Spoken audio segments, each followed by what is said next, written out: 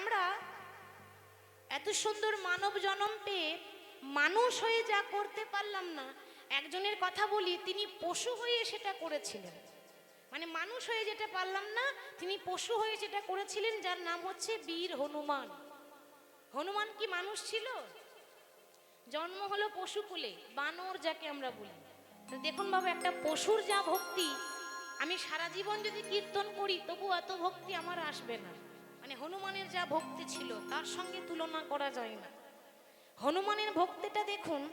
একবার মা জানকী, মা সীতা আয়নার সামনে বসে বসে বড় যত্ন করে সিঁদুর পড়ছে। তো মা সীতা যখন সিঁদুর পড়ছে, হঠাৎ হনুমান এসে বলছে, মা তুমি প্রত্যেক দিন সিঁদুর পড়ো, আচ্ছা বলো না মা, সিঁদুর পড়লে কি হয়? হনুমান প্রশ্ন করছে। আচ্ছা আমার মায়েদের বলছি, আপনারা সিঁদুর পড়েছেন, আপনারা ভালো জানবেন, সিঁদুর পড়লে কি হয় মা? সিঁদুর পড়লে দেখতে ভালো লাগে। হ্যাঁ, যার যেমন ভাব তার তেমন লাভ। ভালো লাগে এটা ঠিক কথা, কিন্তু সেটা বলিনি, কারণটা বলেছি, পড়লে কি হয়। হ্যাঁ, আমি আর কি জানবো, আমি জানলে আপনাদের কেন জিজ্ঞাসা করব? আমি অত শত জানি না সিঁদুর পড়লে কি হয়। হরি বল। তাই সিঁদুর পড়লে কি হয়? স্বামীর মঙ্গল হয়। আর মঙ্গল হবে না, যা হবার আগে হয়ে গেছে, তাই তো? আগে হয়েছে কেন? আগেকার স্বামী ভক্তি আলাদা ছিল।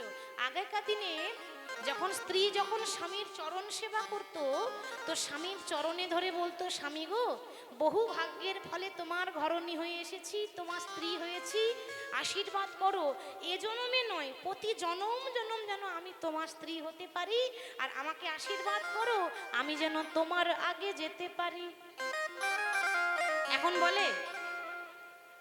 সত্যি করে বলুন, এখন বলে আমি তোমার আগে যেতে পারি? বলে?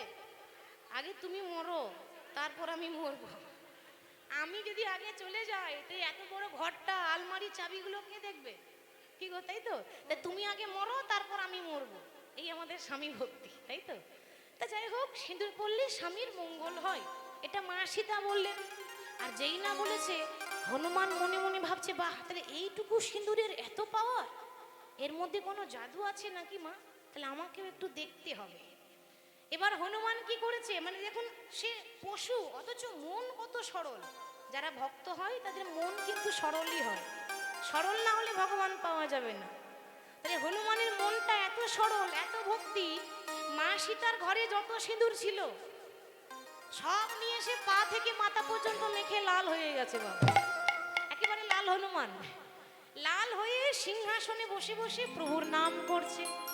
এবার যেহেতু রামায়ণের কথা বলছি, সেই জন্য হনুমান রামের নাম করছে, সবসময় রামেরই নাম করে, রামের জন্য পাগল। আমরাও কিন্তু পাগল, তাই না? এখানে কিন্তু অনেক রকমের পাগল আছে, এই পৃথিবীতে হরেক রকমের পাগল দেখা যায়, কিন্তু শ্রেষ্ঠ পাগল কোনটা? যে ভগবানের জন্য পাগল হতে পেরেছে, সেই হলো আসল পাগল।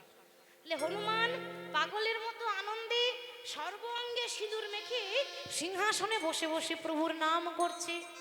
কেমন ভাবে করছে? বলিয়ে শিয়াপতি রামচন্দ্র কি, বলিয়ে শিয়াপতি রামচন্দ্র কি, বলিয়ে শিয়াপতি রামচंद्र की।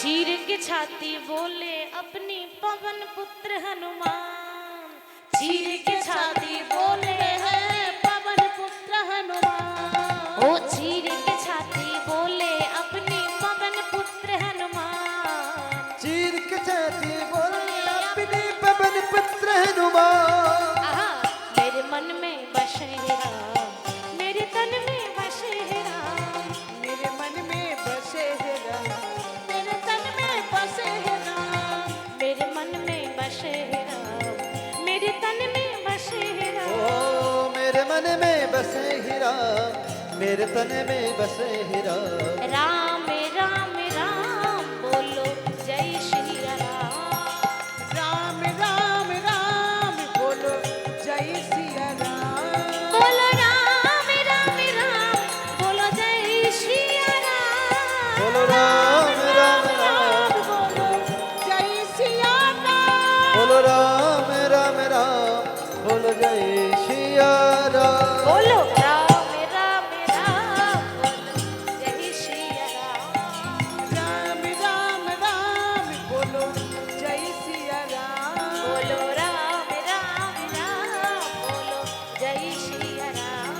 बोलो राम राम राम बोलो जय सिया राम বলো রাম রাম রাম বলো জয় সিয়া রাম। সর্বাঙ্গে সিঁদুর মেখে আজকে লাল হয়ে সিংহাসনে বসে আছে। আর এই হনুমানের এই ভক্তিটা দেখে মা সীতা আর থাকতে পারলো না। মা সীতা ছুটতে ছুটতে এসে তার গলায় ছিল একটা দামি মুক্তার মালা। থাকতে না পেরে খুশি হয়ে ওই নিজের মালাটা খুলে দিয়ে হনুমানের গলায় পরিয়ে দিয়েছে। হনুমান, আজ থেকে এই মুক্তার মালাটা তোমাকে দিলাম, আজ থেকে তুমি পরবে, তোমাকে দেখতে খুব সুন্দর লাগছে। এবার হনুমানের গলায় যখন মতির মালা পরিয়েছে, কি বাবা আমরা বলি না বাঁদরের গলায় মুক্তার মালা কি শোভা পায়? আজকে বাঁদরের গলায় মতির মালা। হনুমান কি করছে ভাব দেখুন, মালাটাকে ভালো করে দেখে মালার এক একটা মুক্তা দাঁতে করে কাটছে আর চিবিয়ে চিবিয়ে ফেলছে, দাঁতে করে কাটছে আর চিবিয়ে চিবিয়ে ফেলছে। লক্ষণ বলছে মা দেখলে তো, ওই জন্য বলি যে বানরে সপিলে মতি তার নাই মতিতে মতি, সে তখন অনায়াসে কাটে দাম। মালাটা যদি আমায় দিতে আমি বরং যত্ন করে রেখে দিতাম, আর তুমি দিয়েছো একটা বাঁদরের গলায় মুক্তার মালা। হনুমান তখন বলছে লক্ষণ, তুমি আমার বাইরেরটাই দেখলে গো, আমার ভেতরটা তুমি দেখলে না। আসলে এ জগতে সবাই যখন বিচার করে তখন মানুষের বাইরের সৌন্দর্যটাই দেখে, মনটা কেউ দেখতে চায় না বাবা। মানুষের মন দেখে না, অন্তর দেখে না, বাইরেরটা দেখে ভালো মন্দ বলে দেয়। তাই আমি একটা হনুমান, দেখতে অত সুন্দর নই কারণ আমি তো বানর, তাই তুমি আমাকে অপমান করছো বানর বলে। তুমি আমার বাইরেরটা দেখলে, আমার ভেতরটা তো দেখলে না। বাবা তোমার আবার ভেতরেও কিছু আছে নাকি? বেশ, তা বাইরেরটা না হয় দেখলাম, কই দেখি তোমার ভেতরটা একটু দেখাও তো। তুমি যে এত দামি মালাটা ফেলে দিলে, তুমি কি জীবনেও মুক্তার মালা পড়েছো? অহংকার করছে। অহংকার করতে নেই বাবা, যার যেমন জুটবে সে তেমন পড়বে। আমার আছে বলে ওকে অহংকার করে বলবো তা নয়। তাহলে আজকে লক্ষণ অহংকার করে বলছে জীবনেও মুক্তার মালা পড়েছো? পড়নি তো, ওই জন্য দাম জানো না। হনুমান তখন বলছে লক্ষণ তুমি ঠিক বলেছো, জীবনে কখনো মুক্তার মালা পড়িনি তাই দামও জানি না, কিন্তু তোমার কাছে লাখ টাকার দাম হতে পারে, আমার কাছে 1 টাকারও দাম নেই। কেন? কেন জানো?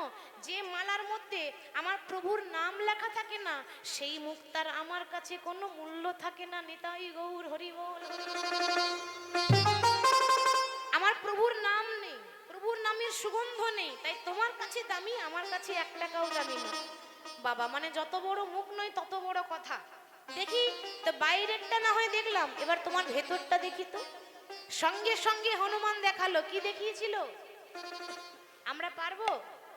অত ভালোবাসা নেই যে বুক চিরে দেখিয়ে দেব, কিন্তু হনুমানের ভক্তি দেখুন, সঙ্গে সঙ্গে বুকটা চিরে দেখিয়ে দিল। দেখাই রাম সীতা তার হৃদয় মাঝে, দেখে রাম সীতা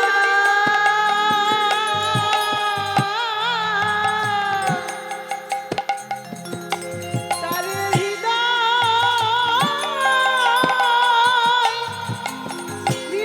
মাঝে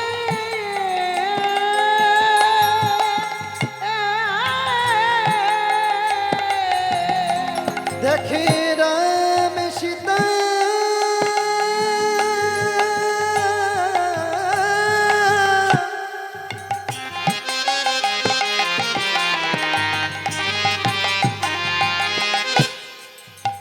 তার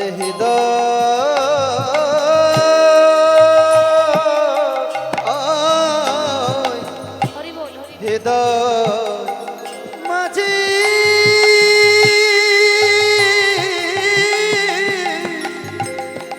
তারা যুগলে হয়ে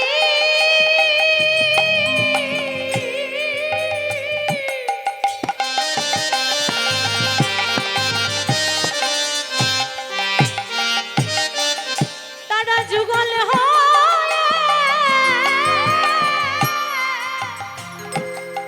দুজনে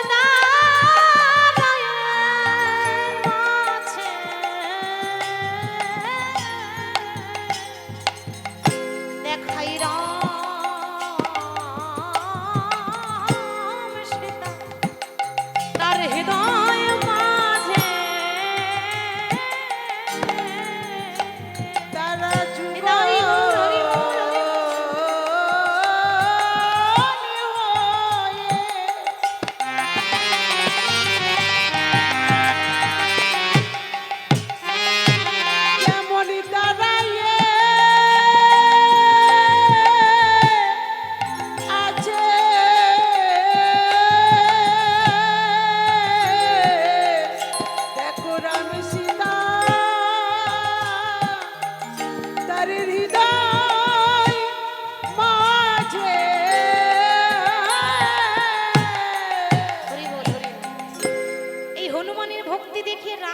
হনুমান আজকে তুমি যা দেখালে, আমি সত্যি সত্যি ওই জন্য বলি যে আমার থেকে আমার নাম বড়, আমার নামের থেকে ভক্ত বড়। তা আজকে তোমার ভক্তি দেখি আমি তোমায় বর দিলাম, আজ থেকে পৃথিবীতে যখনই রামনবমী হবে তখন রামের পুজো হবে না। মিলিয়ে দেখবেন, তখন যখন রামনবমী হয়, যেখানে হয় রামনবমী উৎসব, তো রামের পুজো হয় না, হনুমানের পুজো হয়। রামের পুজো দেখবেন হয় না, হনুমানের পুজো হয়, বজরংবলী, তাই না? এই যে লাল রঙের সিঁদুর পড়েছে, এই সিঁদুর পরা মূর্তিটার পুজো হয়। মানে ভগবান এখানে বুঝিয়ে দিলেন যে আমার থেকে আমার ভক্ত সবসময় মাথায় থাকে, আমার থেকে আমার ভক্ত বড়। তা যাই হোক, এত কথা বলার উদ্দেশ্য একটাই, যে এমন মানব জন্ম আর পাবো না, পেয়েছি যখন তখন হরিনাম করে জীবন সার্থক করতে হবে।